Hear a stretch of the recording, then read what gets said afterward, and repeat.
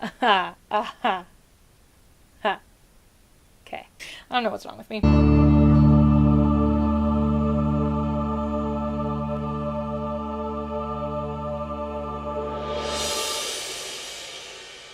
Hey guys, and welcome back to my channel. I am Britt, and if you haven't subscribed yet, you probably should because I talk about geeky things. And guess what? Today we're gonna do an anime video because I got tagged. Dylan's too afraid to not tag me anymore because I'm just gonna start another war with him if he doesn't. If you guys wanna know what that's talking about, I will link that down below, our Geek Pop War that happened a few years ago because Dylan didn't tag me in something when he had every right not to. This one's called the Show Me Anime Tag, and there are 5 specific questions, and that is what we're gonna do. And then I'll tag people at the end, I guess. So number 1 is, what are your top 5 favorite complete Blu-ray anime box sets? I don't have a lot of Blu-rays. So here's the deal. I jumped on the Blu-ray wagon very late in the game. I didn't get a Blu-ray player until, I mean, it's probably been 5 or 6 years now since I've had my Blu-ray player, but by then I had such an elaborate DVD collection, and Blu-rays are different sizes, and that just is a problem, and I don't like it. So I don't collect a lot of Blu-rays specifically. I just have an issue with their size. So I don't collect a lot of Blu-rays, but I do have some. So I don't think I have 5. I mean, I don't think I have 5 complete series. I have 3. So the first one I'm going to talk about is actually just going to be my Gundam Wing Blu-ray box set, or Gundam Wing Blu-ray set. You can see the actual box behind me here. It's in the back of all my videos. This beautiful creature right here. Can you find your way? So Dylan and Kay came together and bought that for me when I was having a really rough year, and they just decided to do something amazing for me. So of course it's gonna be my favorite Blu-ray set because of that. So this one comes with actually like 4 separate like things, but one is Endless Waltz and the other one is like special features. But yeah, and this set came with so many really cool things. This print up here being actually one of them. I don't know, is that off frame? That's off frame. Anyway, there is one up there, I promise. Came with a lot of different art prints that I'm going to eventually have on my wall, but right now my focus is fan art because I want to promote amazing artists from around the country. So there's that.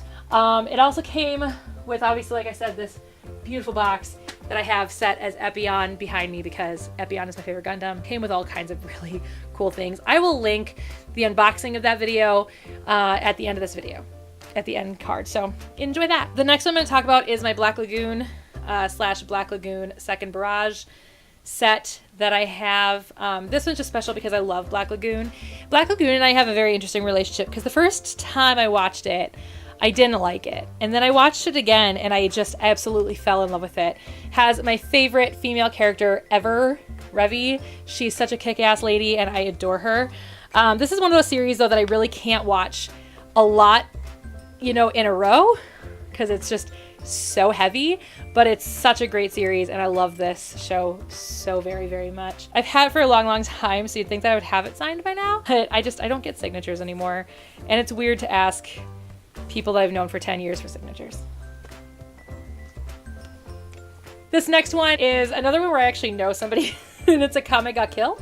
Actually, well, I know 2 people in Gundam Wing, the same person that's in Black Lagoon and then somebody else. This I love just because the reason I got into this. So it's actually a pretty common thing for me. I become friends with somebody that does voiceover work and I have no idea who this person is. Like, I've never seen a thing that they've done. I'm not super familiar with them. It's happened many times, either that or I know kind of vaguely who they are, but they've never really stood out to me as an actor. And then they just kind of start shoving things in my face, being like, watch this, and I watch it, and then I kind of fall in love with it. So that's what happened with this. Christina Kelly, who plays Mine, the pink-haired girl right there, she's in this, and this was one of those things where she's like, please, if you're gonna ever get back into anime, just like watch a Kame ga Kill. And I was like, all right. So I did, and I love it. I have not finished it. I need to do that. But I've not finished it, so I'm sorry, Christina, if you're watching this. Number 2 is, what are my top 2 or 5 favorite DVD anime box sets? So I only grabbed 2. And it didn't say complete, so I'm going to show you just Ranma in general. I didn't want to grab my other one as well, but Ranma in general, I just think that this is such a pretty These are such pretty sets, and they're gonna look so nice on my shelf when I actually can finish buying them, which is kind of my first order of business when I start buying anime again, is gonna be to buy the rest of Ranma, because I love Ranma. It's such a good show. I also want to finish collecting the manga as well. It's one that I know the whole story, because I think I've read the whole manga, and I know I've seen the whole anime, and the anime doesn't finish, but either way, it's so good. It's just, I think it's just so pretty. Like, it's just a pretty looking box, and it's gonna look so nice on the shelf with all of them together. And then this one is back when I was getting things signed, specifically my season 3 box set of Inuyasha. So it's signed by Jillian Michaels and by Scott McNeil. So when I went to Anime Evolution, I knew Jillian Michaels was gonna be there, which is why I brought this set. And then I found out when I got there that Scott McNeil was gonna be here. And so I was super excited to also have him sign. I think those are the only two that have signed this particular set yet. But what I really love about it, so there was this old panel that I watched, and something that Scott said where he's like, eventually they're just gonna call Inuyasha Kogasho or something like that. So I had him cross out Inuyasha and write Kogasho on the binding. So it just makes me so happy. Even though this is like my least favorite season of Inuyasha, it's my favorite DVD box set because it's been defiled. I also was wanting him to draw a mustache on Inuyasha, but he couldn't bring himself to actually do that. He said he would sign over him instead. Number 3 is, what are your top 3 favorite anime-based video games? Does Orphan count? Because I know I've got Orphan somewhere. My video games right now are kind of in storage, only just because I don't have anything really set up at the moment. Just because of all the construction going on in my apartment, there really isn't a place for all of that yet. I'm making room for that, all that stuff. But I do have Orphan. I don't know if Orphan if the anime came first or if the game came first. Let me know in the comments below. Otherwise, I don't really know a lot about anime that became video games. I did at one point, I'm sure I still have it somewhere, again, in storage somewhere. I had a PlayStation game of Yu-Gi-Oh! Where it was like the Egyptian stuff based on the Egyptian story, the Egyptian part of the story. So I don't know, it's like called Yu-Gi-Oh! Shadow Games or something like that. But I do have some anime that's based on games that I love very much. I've talked about my love for Monster Rancher before. So I have the first season right here. You can see my favorite character, the one that I can never find anything. I can never find anything Monster Rancher ever, but I can never find my favorite character. So Monster Rancher was a game first, and it became an anime, and I love the game. I love the anime. It's actually how I got into it, is I played the game first, and then watched the anime. And then, of course, Pokemon, which I do have some of my Pokemon games. I actually found some. They're in this little, like, box thing over here, just again because I don't have space for them right now. Actually, no, that's right. I took them out of there and I put them over there. Never mind. But my red version, I found my red version, which made me very, very happy, because my red version, I did the Mew glitch, and I have Mew in the red version. And no, it is not about the truck by the St. Anne. It has to do with the road going up to Bill's house, the bridge going up to Bill's house. Okay. Just so we're clear. Question number 4 is, what were the last 2 manga that I purchased? I actually had to go back and look at hauls because I don't remember. It's been a long time since I've bought manga. So the official last manga I bought, if it counts, is this OEL manga called Flipside that I got at GeekCon the last year I went to GeekCon. I talked about this in a haul video, but like, that's an inappropriate picture.